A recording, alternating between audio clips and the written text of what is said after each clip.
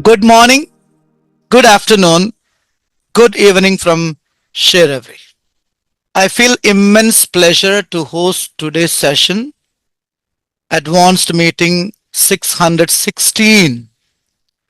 The title for today we announced the four pillars of self mastery. We know ancient philosopher from Greek language Aristotle stated knowing yourself is the beginning of all wisdom. So, we are going to know ourselves, yourself, and myself from our four esteemed guests. And we selected four sub themes. Those sub themes are the mouth, the mind, the mood, and the money. How we want to get command over on these four sub themes if you want to prove yourself as a self esteemed person or self empowered person to this world. So, let me introduce the four panel guests for today. We invited Coach Suresh Babu Bandekar sir from India and Coach Sunita Bandekar ma'am from India, Coach Rajati Mukherjee ma'am from India, and finally Coach Pallav Kalita from India again. So these four guests are going to share the four selected concepts under the four pillars of self mastery.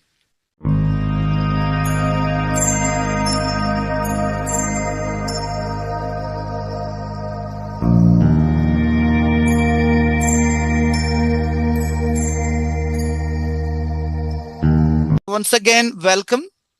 And the first sub theme, as we announced, the mouth. This sub theme is going to shared by our SGSC member from sharEvery Global Foundation. He is none other than Coach Suresh Babu Bandekar sir. Words are very powerful, and also we should watch our thoughts. The thoughts become words. So, how we want to control our mouth? Please help me to welcome Coach Suresh Babu Bandekar sir for sharing his message on the subtitle The Mouth for 10 minutes. Good evening to one and all. Myself Suresh Bandekar, a sincere sharEvery and from sharEvery Global Foundation. So thank you Rambabu sir for giving me this wonderful opportunity. So the first pillar is about the mouth. As Rambabu sir has just introduced, we have four pillars of the mastery of self or the mastery of communication. Yes, we know everybody. Even instead of mouth, body language speaks a lot. So if we keep aside a body language, the second important part of in our communication is the mouth. So we will see today whether we have a big mouth, small mouth, or a good mouth, or a bad mouth. What actually the mouth it is. Each and everyone we see and hears through our mouth only. If I'm communicating with you and if you're listening to me means my words are listening to you, right? Okay, you may observe my body language, but even you can hear by my own words. From the ancient thinkers to nowadays scholars, everyone will agree that words act as a mantra. When we go to church, when we go to mosque, or when we go to temple, or when we go to any Buddhist place or whatever the worship place we go, so we get blessings in form of words, right? So blessings in the form of means words. They will give some blessings to us. Then definitely we feel, yes, we are blessed and we feel very happy. It means that is a great power for our mouth. Words can have the power to create anything, and words can have a power to destroy anything also. It means they can build up the people and they can destroy the relations, they can tear up into a small pieces. That's how the strong of mouth it is. So everybody will say we have to control our mouth. right? So mouth will start connections and mouth will start conflict also, if you agree, right? Suppose even I want to ask a small question, or can you at least share a small, I mean, your practical experience, whether you have any connection with your mouth or you created any destruction, any of the panel member, any of the participant, in your own experience, in your lifetime, by using your mouth, did you created any connections or did you destroy your relationship? Please be open. It is a very open panel discussion. Yes, Sandra Boxman. Oh, anybody that talks as much as I do, of course, we're going to get in trouble with our mouth sometimes. I think the important thing is that we have the intention of not hurting anyone. We have the intention to just be honest and clear. But sometimes, if we get a little, sometimes in the past, more so, my words used to cut because I was hurting. So if I was being dismissed or insulted, hollered at, I was really good at having words that were sharp, often called sarcastic. So I learned to keep my mouth shut because I didn't feel that it was anybody going to listen. But as I discovered myself and started to understand, no, I'm not out to hurt anybody, and I do deserve to be heard, I was able to stand up and own and claim my own space. And that's often by word, and then with me, of course, a lot of it's body language, but the words can cut or they can heal. Thank you, Sandra ma'am. Sometimes we should stay silent also, because as ma'am said, it is going to cut or it is going to connect also. How we have to master with this mouth means, the thing is we should be in a, most of the people will say that we should be in a silent mode. But do you think being silent will make the communication better? No, yes, Sandra ma'am is already saying no, it is not possible. But I can say with my own experience, understandable silence is most important. Understandable silence is the most important. We should not be in a monk mode that, okay, anybody will say, yes, I will nod my head. Yes, okay, all right, thank you, bye bye. No, that will not work out. Okay, when you want to speak up, yes, understandable silence is most important. Whenever you have any heated arguments or whenever you have difference of opinions, that is most important. So, how to go for understandable silence? That is also very important. So, before going to understandable silence, there is a great saying in the Telugu language: "Your anger is your own enemy." When you are in anger, definitely, I believe mind will not going to work. I mean, it will not work in 100% effort. It will give all wrong information or wrong thoughts, negative meanings to you, and you are going to utter the same thing from your mouth. So first of all, control the anger when you have difference of opinions. Why I'm saying about why difference of opinion means, if everything is cool, everybody is saying hi, bye bye, how are you? How are you, Rajati ma'am? How are you, Pallav sir? How are you, Nilu ma'am? Yes, I am good. When the communication is going on fine, no need to think extra point. When we have to think, when something is not going in a right way, so we have to think that. So when something is not going in a right way, yes, two parties will have something anger in their mind. So we have to control that anger. So how to control that? Take a small break and breathe it. Because generally when we get anger scientifically, brain stops working. When you start again, restart the brain requires some oxygen. And also it requires water also. But water may not be available in all the places. So in the air, yes, some little bit of evaporation of air, water content will be there. So something, air will goes to brain, again it will restart and it will start functioning. So my sincere advice for an effective communication and effective utilization of mouth in a beautiful way. So take small break when you utter most of the things, because words are easy to utter, but think always you are seeding a seed in their mind. Because if something bad words or bad intentions or bad meaningful words, so take a small breaks. Nothing is going to happen. Third world will not come, fourth world war will not come. Understandable pause is very much important. So if you give a small break means you are giving a self chance to step. It doesn't mean that if I blah blah blah blah blah blah blah, if uttering continuously for 10 minutes, 15 minutes, and whatever Rajat ma'am is saying, I'm not understanding it. No, no, no, Rajat, that is not, you have done a wrong thing, blah blah blah blah.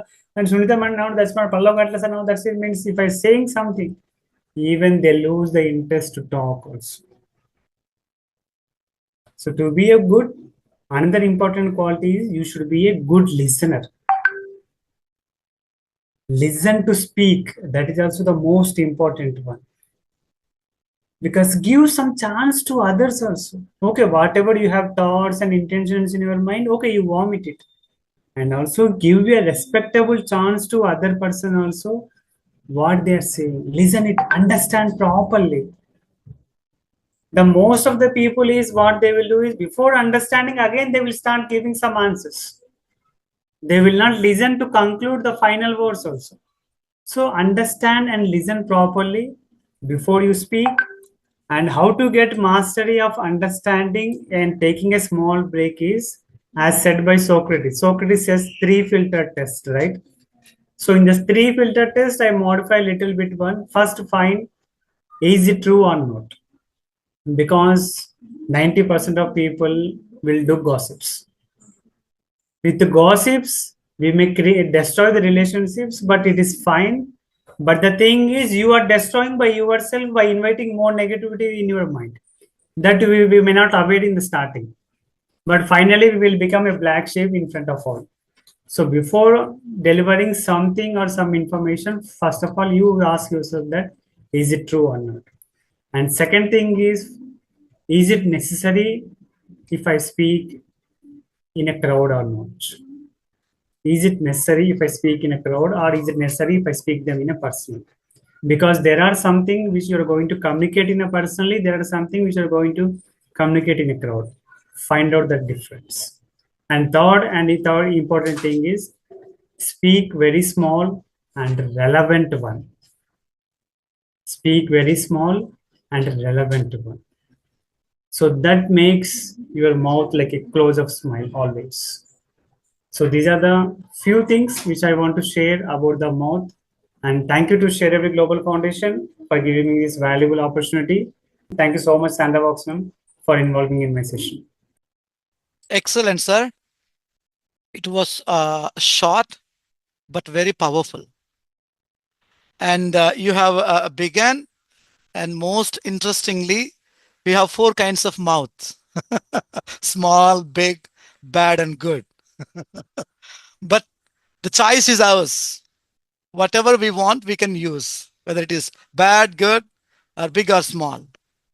But you shared 2 very true areas. With our mouth, we can construct or create conflict. Amazing. Really amazing. And the next one, you can create or destroy. That is the reason many philosophers, they say tongue is very powerful. It connects the body as well as the mind. Finally, and you have given a wonderful suggestion to all the listeners. That is, if you are not clear on anything while you're speaking, have understandable pause. That helps you a lot. The small pause give you a confidence. Maybe you can bring the right word or the track in your flow. So thank you so much for sharing a beautiful short message this night. Your vision, our mission, hand in hand we rise. sharEvery shines like stars in the skies. Together we share, together we grow.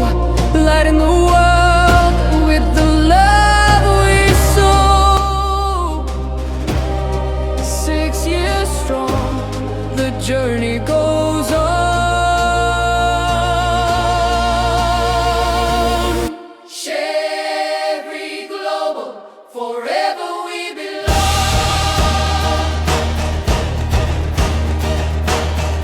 sharEvery global, forever we belong.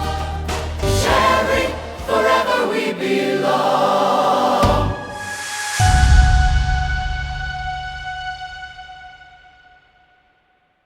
Now, I would like to request for sharing the second sub theme, the mind, under the self mastery. About the mind is going to share with us Coach Sunita Bandekar, ma'am. We are all feeling very happy to listen to her voice and to see her on screen for sharing a beautiful and needful concept, the mind. We should be very mindful or focus and have a clarity while we thinking or taking decisions. Please help me to invite Sunita Bandekar, ma'am, for sharing her message. Over to you, ma'am. Namaskar. Welcome everyone for today's session. I'm really thankful to every one of you. Would love to be a part of today's discussion. sharEvery Global Foundation is always coming with very innovative, very constructive topic, and this is one of most important, like how we can get the mastery through mind. We should always keep remember in our mind that we can master of our mind. We cannot achieve mastery without our mind power, because mind has a infinite uh, great power. How we use it, how we map it, how we make our mind, how we can affirm with our mind, that creates action in our life. That's why mastery is possible when we become a master of our mind. And how to do that? That's the most important thing. The first and most important is how we communicate with our mind, like how positive whatever comes to us as a reaction, how we respond from our mind to that, that creates our action, that creates our mood and attitude towards anything in life. That's why I always say the communication which you do with your mind and the communication which you listen from others and how you respond to that, that makes a difference when we say that we want to become a master of our mind. The first and most important is this, and the second is what we do as our analysis, what we are aware about by our mind, what I know, what are my strength, uniqueness, what are my weaknesses, like in what aspect I am challenging, I face challenges and how I can overcome it. That is the most important thing. If I am really aware about my strength, if it is clear in my mind, I am always there to attract the opportunity available and associate to me. As well as if I am really clear on my weaknesses, I will be very aware about the threats, competition from the market, from the world to me. So when we want to master our mind, we have to be very thorough with our SWOT analysis, that is how about our strength, uniqueness, goodness, in what we are good best, and because of that how we are going to attract the opportunities in our life, how we are going to grow. As well as if we are knowing our weaknesses, we know in what we should not work, where we should not stand, where we should not go, where we should avoid, and that makes a sense. Our mind is very clear about where to stand, where to avoid, where to make a availability of yourself, and where from you can go away. That way we can be master of our mind. And the third most important thing to our mind is how we act when it comes to people, when it comes to situation, when it comes to conditions. And there are so many things which we want to actually overcome, which we want to deal with, handle with. So for that we should actually create a mind map, like if I want to meet with somebody, I should be knowing like how I'm starting, what I'm going to talk, how I'm going to make a presentation of my own thing, and how I'm going to get involved with others. So if I know any situation, I will mind map that how I'm take a stand for the things, how I'm going to deliberate on the things, how I will, I would prefer to have my own outcome. So, that clarity, if we give to our mind, we can become a master. So, these are the areas where we need to work, and how we can work it day to day. We can make a complete clarity of where we are going, for what we are going, what is the purpose of our work or a meeting or anything. So that will give you the correct idea about uh, mastering your mind and putting your mind for outcome. Means your mind is goal oriented, outcome oriented. When you have a complete clarity over your communication, your SWOT analysis, and your approach or your outcome orientation. That way, I look forward to master my brain, mind. And it has an enormous power. Whatever I say, it is my slave. I know mind is my slave, and I want to become a master of my mind. So I can make it understand what I'm looking forward, what I want from me, what I want from others, what I want to get from some situation or conditions. So that way, I will be more focused for outcomes, results, effects, and impact to be created. And that's called mind mastery. The people, when you see the result oriented people, they are always so focused. I am saying that when we want to master our mind, we have to be very, very generous with our mind. We have to be very, whatever mistakes we do, whatever shortcomings happens, we should not be rigid with our mind. Mind is a slave. The way we handle it, the way we want to become master, you have to be very polite, very accommodative, and very, very generous master. When because I have used that principle for my life, for my success, and I have seen whenever I want to get the best result from my mind, I always pray, I always meditate, I always affirm, and the very positive, strong results come out. And that outcomes are really amazing, magical. So be the master of your mind, not by just being rigid master, but being very cooperative, very generous, very forgiven. Whenever any mistake happen, be very generous to forgive. Don't worry, it's our body part, it's our integral part. So be very generous, especially because everybody happens, nobody does it intentionally. So I want everybody of you, please be generous with your mind when you want to become a master of your mind. Please meditate. Whatever outcome you want from your mind, please tell it in a most positive, powerful, and very polite way, in a very gratitude way. Always say, I'm really thankful. My mind, I'm really thankful to you. You have given me everything, and I'm looking forward for this now. Let us make a team. Let us work together, because that's called integration of your body part, of your power within your physical world, and that makes a very great combination when you want to attract success and happiness in life. So I feel it is the best thing to be a master of your mind. Thank you for giving me this opportunity to share my point of view on this very good topic. Excellent.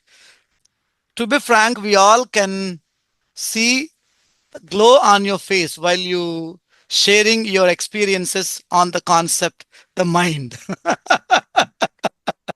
And the very interesting Absolutely. part in your message is being generous with our mind. As an NLP trainer or practitioner, we want to learn more and more in this particular area how we can be generous with our My mind. pleasure. And also, another very strong recommend you have given, that is, we should not be rigid with our mind. Sometimes we be Yes. very strict, and we Yes. don't lose at all. We don't take back anything. We stand on that. We will be very rigid on our words. Whatever our mind tells, we go in that way. Rather than being rigid with our mind, it's better to be as a person to forgive or to be generous with our mind. Mind is very powerful and it has enormous power. You mentioned that. And also, you have given your practice, what you do, and how you are proving yourself as the best NLP practitioner to society by praying or meditating, and you are getting the best outcome with your mind. Thank you so much for sharing your experience with us.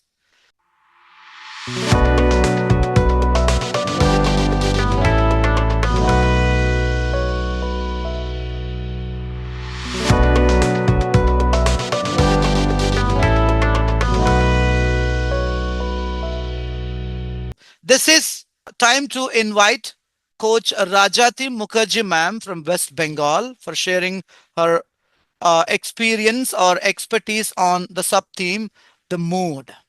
We know the mood and emotions give a perfect shape for our life.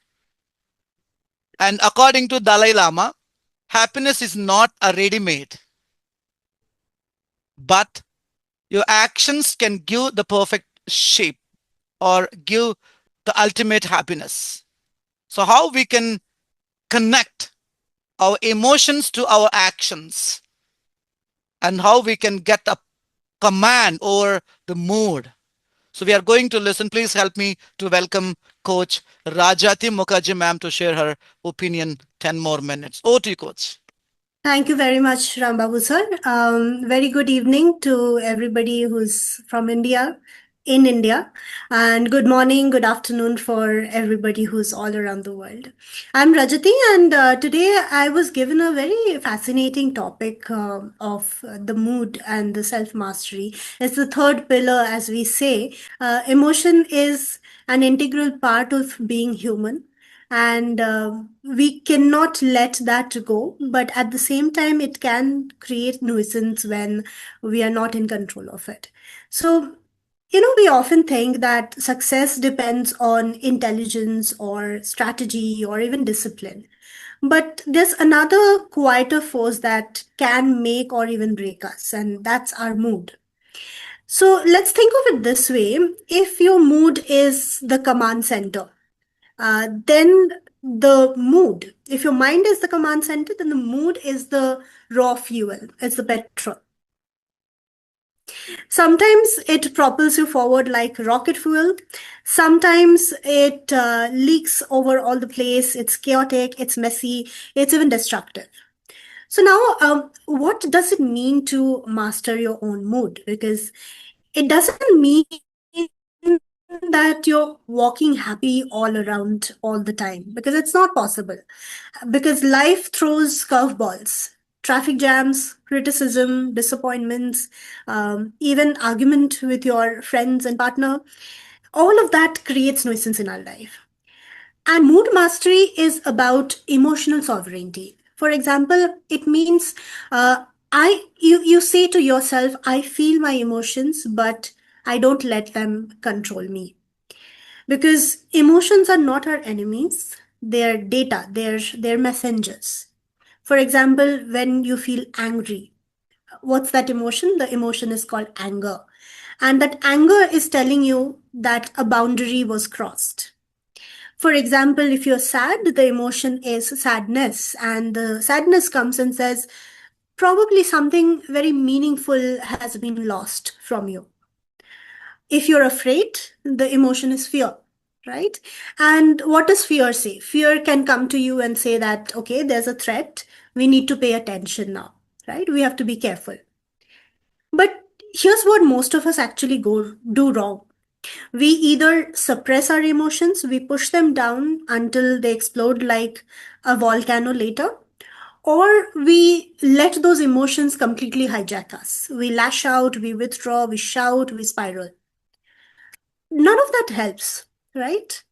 A master of mood does something very different. They feel the emotion, they hear it, its message, and then choose how to respond to it. That's the difference between reacting and responding. Because reacting is impulsive, it happens then and there. Responding is deliberate when a thought is put into your action. And this reminds me to a story I heard the Google CEO, Sundar Pichai, talked about once. The story is called The Cockroach Theory. I'll just briefly tell you what it is. So he said, imagine that you are in a restaurant, right? And suddenly a cockroach flies in and lands on a lady. What does the lady do? She screams, jumps, flails her hands around, and starts, reacting. And in that panic, she passes that cockroach to another person, and that person freaks out. He is also shouting and dancing around, literally. Finally, the cockroach lands on a waiter. And here's the difference. What does the waiter do? The waiter stays calm, he observes the cockroach carefully, composes himself, and then gently removes it. And then the problem is solved, right? So, what is the lesson from this story? The cockroach is not the problem here. The problem is how people reacted to that. And I think it's the same with our emotions as well, right? Because stress, fear, anger, they're just like cockroaches. The difference between chaos and calm is not the situation, it's how we are responding to it. And that's mood mastery in action. So how do we learn this? There's a trick what we can do to imbibe the skill, because let's be real, it's not automatic. Emotional regulation, it's a skill, and like any skill, it can be learned.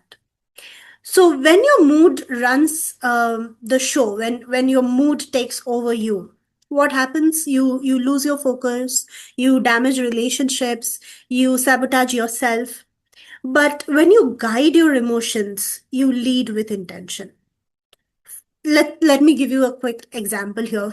Have you ever had a morning where you've got a very rude mail from your boss, or maybe you have spilled coffee over your shirt, and that ruined your entire day, right?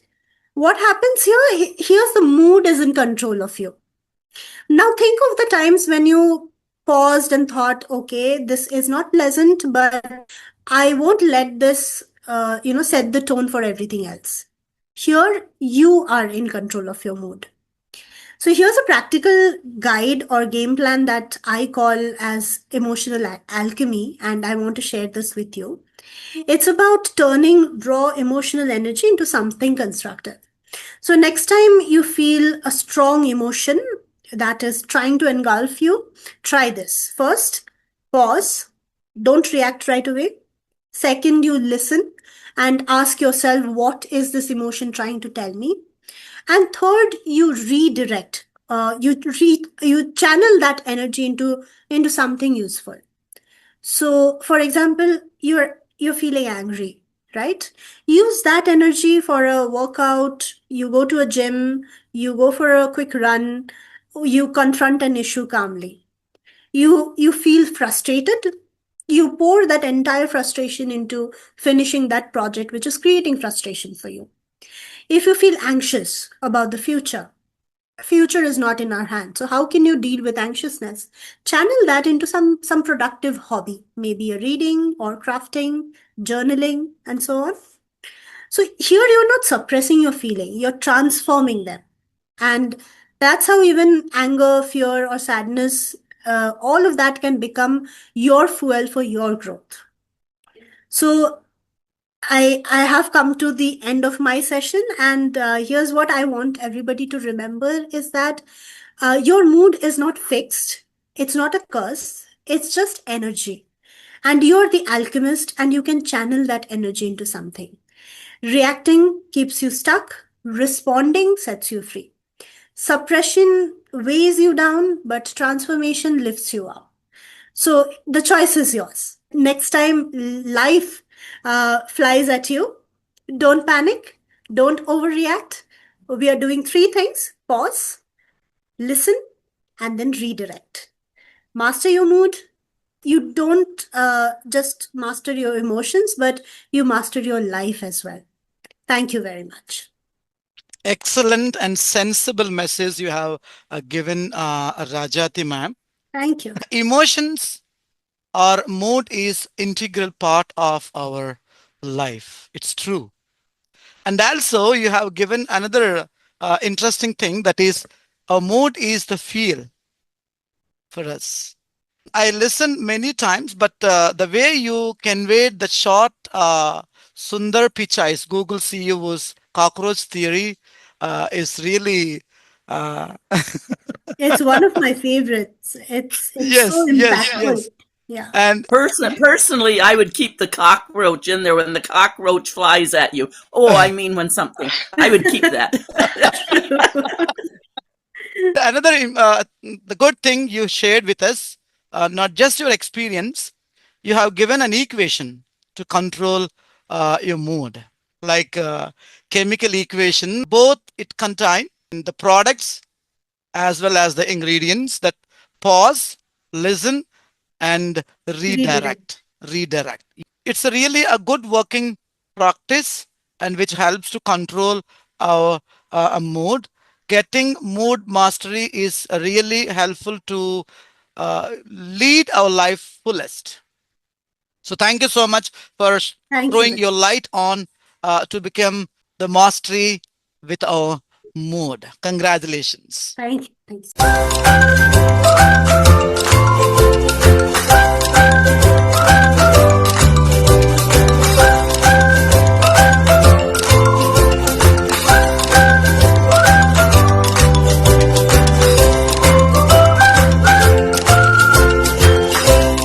The final concept is the money. Among four pillars, the strongest, the last pillar is how we can get growth by getting command over financial enables. We invited Coach Pallav Kalita. He is working as a teacher, and let me invite to share his opinion and expertise on the sub theme and the fourth pillar, the money. Over to you, Coach. Thank you, sir. Thank you all. Three pillars, whatever you said, and my today topic on the fourth pillar, the money, is very very important and pivotal for everyone's life. So money is just an instrument of exchanges, but it has the tremendous power. Let's go into some of the important point. So see, money. We people, Rajani Madam also talked about very important formula. That is the pause. And I also apply this formula on my speech, listening to Madam. So while we enter any shopping mall or any multi-complex, that time we see lots of product in front of us, and we have not control ourselves. We buy whatever we do not need. And at that particular moment, if we take a pause, just think, those is need, those is necessary, then we take the decisions, then yeah, it will be, that product will be buy or not. So there is a one simple formula. The formula is the 50, 30, and 20. But I am unfortunate that I learned this formula few years before, in the year of 2019. In the time of the pandemic, I met one great person. He told me one very important things, the importance of the investing. So let me go this important formula 50, 30, and 20. That 50% of our money we should be utilized for purchase the necessary thing. Which the things which would be necessary, that's grocery items like the milk, clothes, these are very important for us. But 30% money we should keep for our want. Say, go for hoteling with the family once in a month, buy some of the luxury thing. That 30% money you should spend, but rest of the 20% of the money we should be invest. Why the voice term is coming invest? So where should we invest? After I studying few financial book, that I realized that investing in on ourselves is a prime investment in the life. The research shows that after I complete the formal education, only few percentage, less than 10% of the people are invest on our own self. That do not invest on self. They invest on other. They not invest. They spend the money on other things, but they do not invest on oneself. This is the first investment is they invest on oneself. And another thing is that we should have invest some money for our retirement purpose from the 20% of the money. So there's a lot of financial instruments are there in the market. But before invest on that financial instrument, we should be studied. We should be learned where to invest and how to invest. Because without knowing, we cannot be invest the money. Already I mentioned that the money has tremendous power. If you invest without understanding the instrument, then there's a chance to lose the money. Now, the thing is that investment is not mean that we will become the excessive wealthy persons. Investment is just one discipline. Investment is just a discipline. If we know how to invest 10 rupees of the money, then we know invest of the 1 lakh of the money. I meet most of my friends that told me that we are not investing. I asked them why. They told me that we have not lots of money for the investment. But I suggest them investment is not like that. It is just a part of the discipline in our life. We should learn the investment from the minimal amount of money.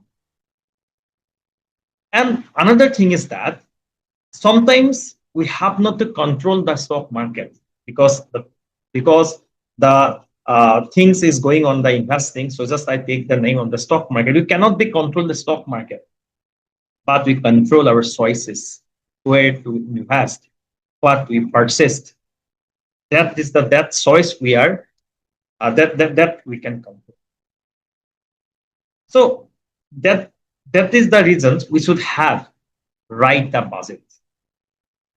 Every beginning of the month or at the end of the month, we should make the budget accordingly for our medical expenses, because for our means daily expenses, for our investment, we should make the budget every month. We should have to discipline on making the budget. First thing. And second most important things, what we learned from the COVID pandemic. So we should have saved the emergency fund. That's very, very important. The emergency fund should be 6 times more than our necessary amount of money. That is 50% amount of the salary. 6 times the 50% amount of the salary. And we should have kept that money in any saving bank account or any bank account. When the terms come the bank account, here I would to say another one very important. We should need the 3 bank account. There's a 3 bank account policy. So one bank account where our salary comes, that is only the salary bank account. Then second bank account is the account of the our expenses, from where we only do the expenses. And the third bank account is the only the investment account. While the monies that come into our salary bank account, that time we diversify that money towards the saving bank account, or towards the investment bank account, and the expenses bank. If some money is left in the expenses bank account, then that money directly transfer to the saving bank, investment bank account, and we invest more and more money. The wealth is not generated by selling and buying. Wealth are generated by waiting. That is the compounding effect. One of the great scientists told that compounding effect is the eighth wonder of the world. So it is tremendous power. Warren Buffett, while he started the investment, at the time he has a very meager amount of money, very less amount of money. But after 60 years, he has half the amount of money. Why it has happened? Due to the compounding effect. A lot of investors are here.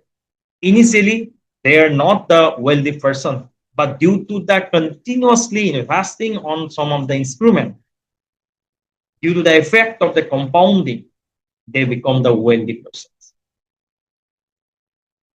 So I met one of the person in my place. His age is 70 years of old, but he told me that small money you should invest some of the fund, and you cannot be predict that money will be double within 1 year, within 2 years, within 3 years. But that money will be quadruple after 30 years. So that is the power of the compounding, and that means money we can that in that particular aspect, money we are not working for money. Money are working for us. With that quote, I concluded my topic. Thank you all to listen my speech. Amazing, Pallav sir. I think all your experiences, whatever you have shared, you are following the same track in your life. Power of compounding or power of saving and everything, and whatever formula you have mentioned, 50, 30, 20. While you sharing your experience, I was reminding one interesting part what I have listened from Neelu ma'am. We invited her as a guest for talking the power of saving or about money.